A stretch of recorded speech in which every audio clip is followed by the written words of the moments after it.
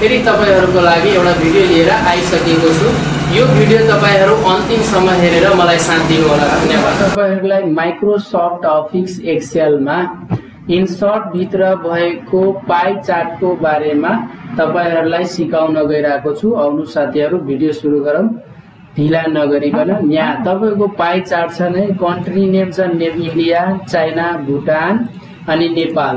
यहाँ पर्सेन्टेज को आधारमा इन्डिया को 45% र चाइना को 30%, भुटान को 20% र नेपाल को 10% छ। यो डाटालाई पाई चार्टमा कन्भर्ट गर्नको लागि अथवा पाई चार्टमा रिप्रेजेन्ट गर्नको लागि पहिला यो डाटालाई सिलेक्ट गर्ने र त्यसपछि पाई चार्ट भन्ने अप्सनमा जाने र यहाँ 3D पाई चार्ट पनि छ र यसमा तपाईले 3D पाई चार्टमा क्लिक गर्नुस्। यहाँ हेर्न सक्नुहुन्छ तपाईहरुले पाई चार्टमा कन्भर्ट भएर आएको छ र यो पाई चार्टको कन्भर्ट आएको छ। यसको चार्टको स्टाइल यदि डिजाइन चेन्ज गर्न चाहनुहुन्छ भने यहाँबाट तपाईले चेन्ज गर्न सक्नुहुन्छ र त्यसपछि यो पाई चार्टको डिजाइन लेआउट चार्टको लेआउट चेन्ज गर्नको लागि या चार्ट लेआउट भन्ने अप्सनमा जाने र यहाँबाट पर्सेन्टेजमा पनि देखाउन सक्नुहुन्छ र त्यसैगरी यहाँ पनि छ पर्सेन्टेजमा देखाउन सक्नुहुन्छ। त्यसपछि कुन लेआउट तपाईलाई मन परेको छ त्यो लेआउटमा तपाईले यसरी तपाईले देखाउन सक्नुहुन्छ। नेपालको 10% र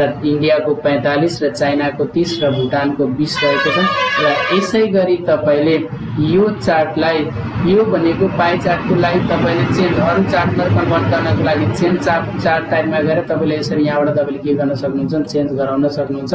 यसरी तपाईले भनेको कलम चार्ट, लाइन चार्ट र पाई चार्ट र बार र एरिया र स्क्याटर, स्टक र सर्फेस र डबलेस र बबल्स र राइडरमा तपाईले के गर्न सक्नुहुन्छ चेन्ज गराउन सक्नुहुन्छ। र यसलाई सेभ गर्नको लागि यहाँ सेभ एज भनेको टेम्प्लेटमा गएर तपाईले के गर्न सक्नुहुन्छ यो डाटालाई तपाईले सेभ गर्न सक्नुहुन्छ है। यसरी तपाईले सेभ पनि गर्न सक्नुहुन्छ यो डाटालाई। यति भन्दै म तपाईलाई धन्यवाद गर्न चाहे साथीहरु धन्यवाद।